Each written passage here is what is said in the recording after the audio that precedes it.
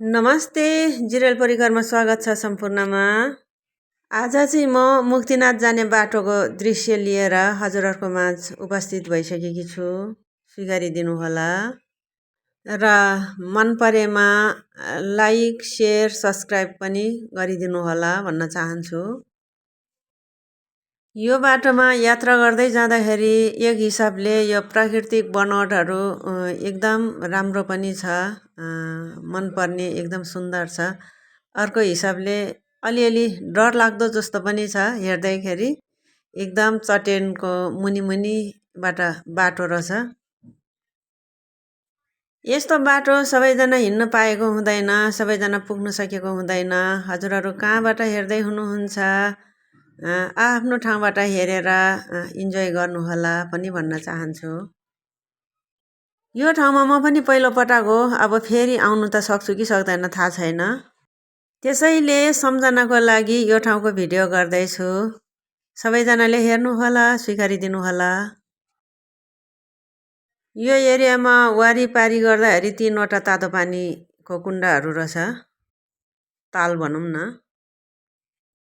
एकदम चट्ट परेको सानो सुन्दर बजार छ, घरहरू ठुलो ठुलो, तातो पानी बजार भन्दो रहेछ यहाँ। त्यो पर रातो सिग्नल देखाएको छ, त्यहाँनिर चाहिँ पहिलादेखिको मेन तातो पानी कुण्डा हो अरे त्यहाँ।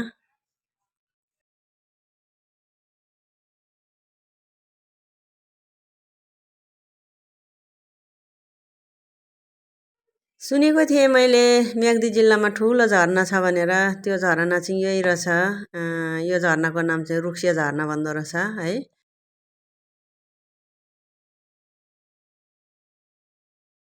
वरिपरि चारैतिर हेर्दै हिँड्दाखेरि एकदमै सुन्दर ठाउँ, एकदमै राम्रो बाटो, उस्तै राम्रो अनि एकदम रमाइलो राख्ने ठाउँ रहेछ।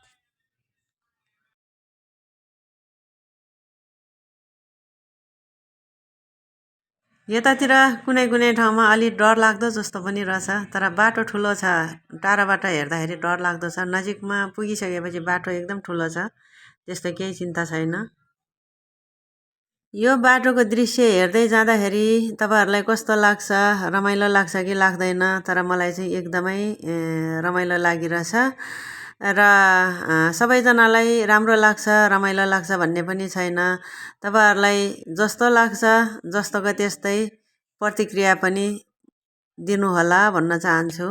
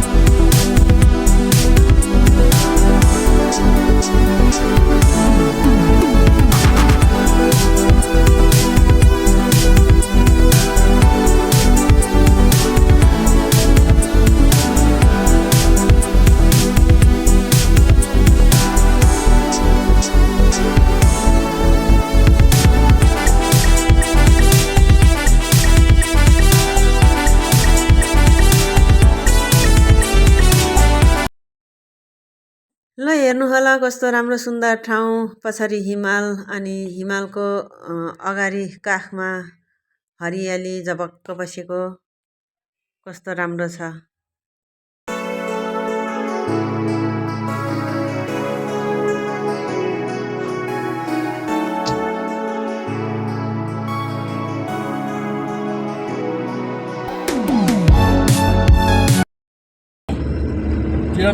घुमाउनेको फेरो। कहाँ पर्यो तपाईँको घर? मेरो टाढा छ बुवा, टाढा छ, उता दोलखा हो। दोलखा। हजुर हजुर, दोलखाबाट हजुरहरूको गाउँ घुम्न आएको नि। उहाँ कता रसुवाको कताको यहाँ त्यो मोबाइलबाट भेट हुँदो रहेछ, बिहा गरेको छ नि। बिहा गर्ने मान्छे भए त म नि बिहा गरेर बस्थेँ नि बुवा ज्वाइँ खोजिदिनु त एउटा ज्वाइँ खोजिदिने अँ कहाँ बुढो मान्छेले ज्वाइँ खोजिदिने अस्ति भर्खर हाम्रो बसौँ लाग्ने खालको ठाउँ रहेछ नि ताउनुको केटा एउटाले उहाँ सिन्धुलीको ल्याएको छ है सिन्धुर बालचोकको तामाङली केटी छ म नि तामाङनी हो नि तामाङले बिहा गरेको छ यहाँनिर 4-5वटा गाई छ तर कस्तो सानो सानो हेर्नु न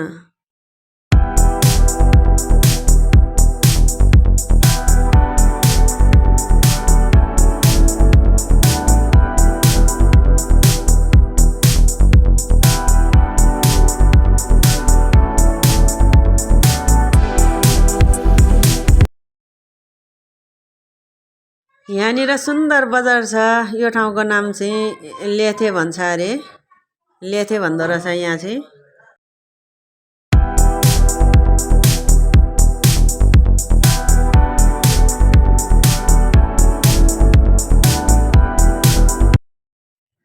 यसरी हिँड्दै गर्दाखेरि माथि माथि एकदमै राम्रो हिमाल देखाएको छ हेर्नुहोस् न कस्तो राम्रो छ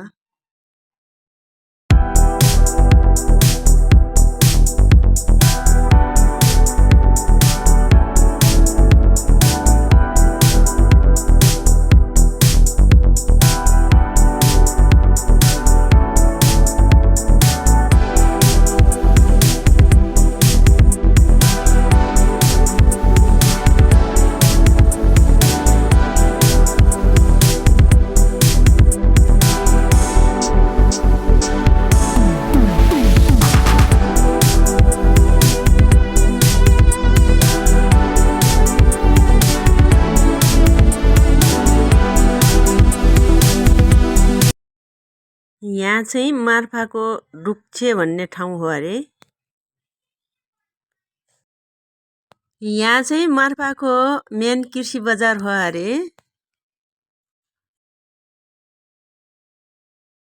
यहाँनिर ठुलो स्याउ बगान छ यो ठाउँको नाम चाहिँ स्याङ अरे स्याङको स्याउ बगान भन्दो रहेछ यहाँ चाहिँ यहाँनिर चाहिँ जमसुमको एयरपोर्ट रहेछ तल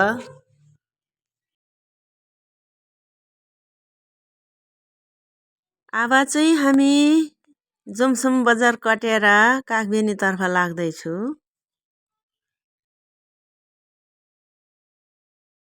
यहाँनिर साँच्ची मैले एउटा कुरा बिर्सेको चाहिँ एउटा खोला छ यो खोला तल म्याग्दीदेखिबाट नै टुङ्गिएको छैन यो खोलाको नाम चाहिँ काली खोला हो अरे यो माथि हिमालदेखि नै मुक्तिनाथको पानी पनि मिसिएर आएको पानी हो अरे कालो छ खोला पानी हेर्ने हो भने एकदमै कालो छ नामै काली खोला हो अरे यसको यो ठाउँमा चाहिँ के भने वारिपारि जता हेरे पनि चट्यानै चट्यान अनि पहाड एकदमै नाङ्गो पहाड छ मरुभूमि छ पुरै हरियाली भनेको एउटै छैन हाम्रो नेपालमा पनि यस्तो मरुभूमि छ भन्ने कुरा त मैले सोचेको पनि थिएन यसैपालि देखेँ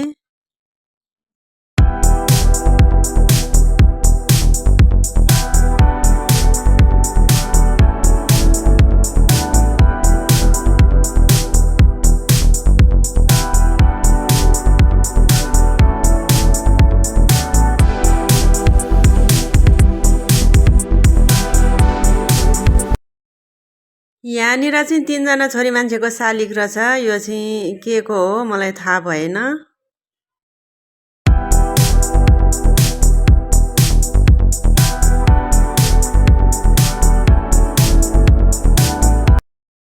ठाउँ चाहिँ एकदमै नाङ्गो मरुभूमि छ र पनि तर ठाउँ ठाउँमा सानो सानो गाउँ अनि गुम्बाहरू रहेछ त्यहाँ पारि पनि के गुम्बा छ अनि यहाँ एउटा बाटो छुटेको रहेछ यो चाहिँ डोल्पा जाने बाटो छुटेको अरे यहाँ चाहिँ एउटा सानो बस्ती बसेको गाउँ छ एकदमै राम्रो गाउँ छ यो गाउँको नाम चाहिँ कागबेनी भन्दो रहेछ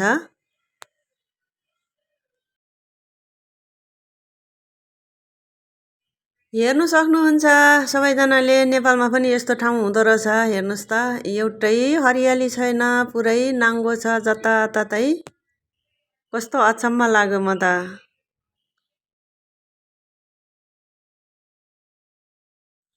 कागबेनीको सिरानको ठाउँहरू यस्तो छ, हेर्नुहोस् पारिपाखामा कस्तो छ, रेसा रेसा परेको त्यो सबै पहाड त नभनौँ, माटै त्यस्तो रहेछ। कस्तो खालको कसरी अरिएको होला यो।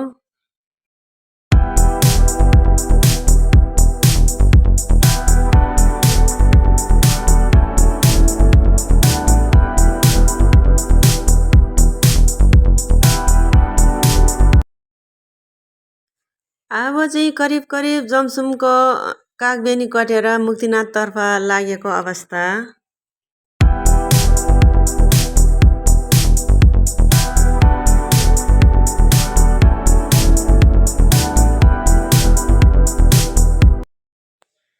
ओहो, कति राम्रो ठाउँ। अब चाहिँ यता चाहिँ मुक्तिनाथ पुग्न लागेको अवस्था हो।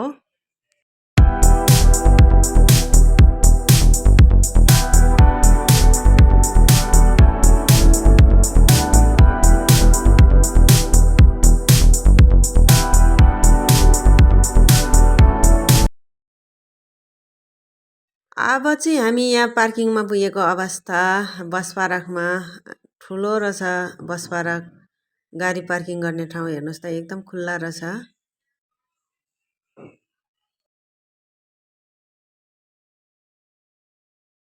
यहाँ चाहिँ पार्किङबाट थोरै उतातिरको दृश्य यसो घुमाउनु मन लाग्यो, फुटेज लिनु मन लाग्यो, त्यसैले मैले थोरै फुटेज यहाँ रोकेर लिएको हो पार्किङबाट।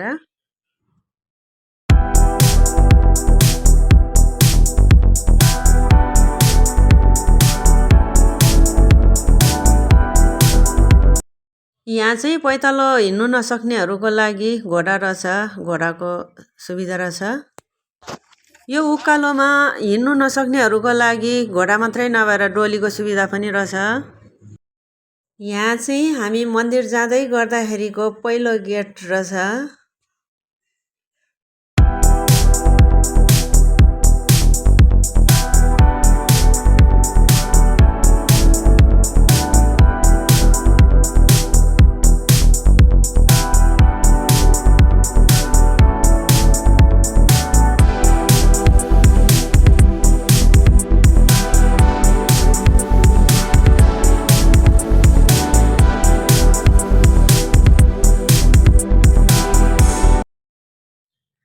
घोडे सवार गर्नेहरूको लागि चाहिँ बाटो अर्कै रहेछ, उतापट्टि डाँडै डाँडा ल्याउने रहेछ। हिँड्नु सक्नेहरूको लागि चाहिँ सिँढी एकदमै राम्रो छ। त्यहाँ माथि मन्दिरको मूल गेट देखिरहेछ।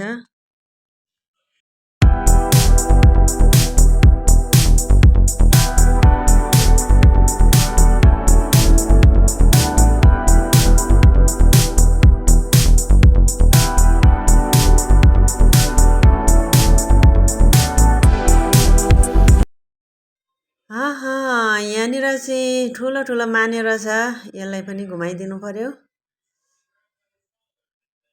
अनि मन्दिरको मेन गेटबाट चाहिँ अब भित्र जाँदैछौँ हामी सबैजना।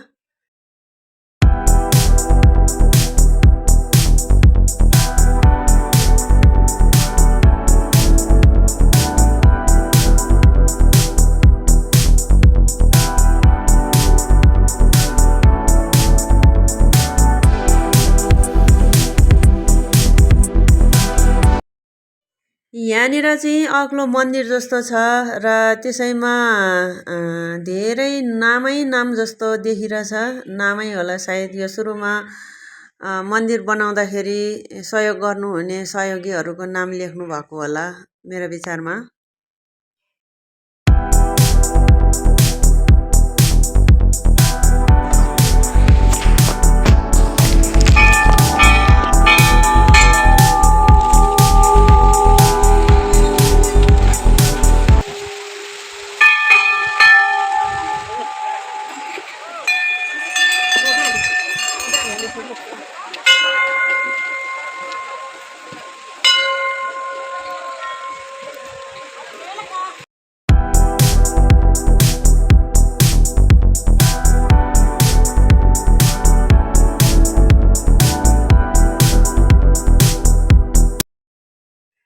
अब चाहिँ ठ्याक्कै मन्दिरमा पुगेको अवस्था।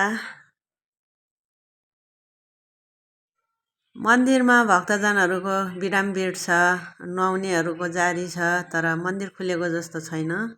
बिहान खुलेको थियो होला, सायद दिउँसोमा एकछिन बन्द हुने होला।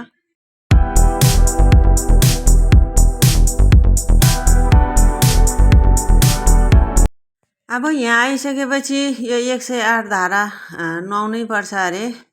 यो ननुहाइकन शुद्ध हुँदैन भन्दो रहेछ। म नि नुहाउन थालेँ।